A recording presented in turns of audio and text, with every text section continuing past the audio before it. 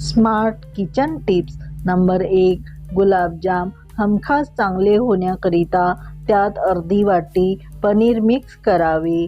पनीरमुळे पाक आतपर्यंत शिरतो आणि गुलाबजाम स्पंजी, हलके, स्वादिष्ट होतात. नंबर 2. पुदिना जास्त आणला असेल तर स्वच्छ धुवून वाळवून घ्या. नंतर पावडर करून चटणीमध्ये, बिर्याणीला आपण ते वापरू शकतो. नंबर 3. खोबरेल तेलामध्ये कढीपत्त्याची पेस्ट करून केसाच्या मुळांना लावल्यास मुळातूनच पांढरे केस येणे बंद होतात. तुम्हाला या किचन टिप्स उपयुक्त असेल तर मीनाताई किचनला प्लीज सबस्क्राईब करून बेल आयकॉनही प्रेस करा. धन्यवाद.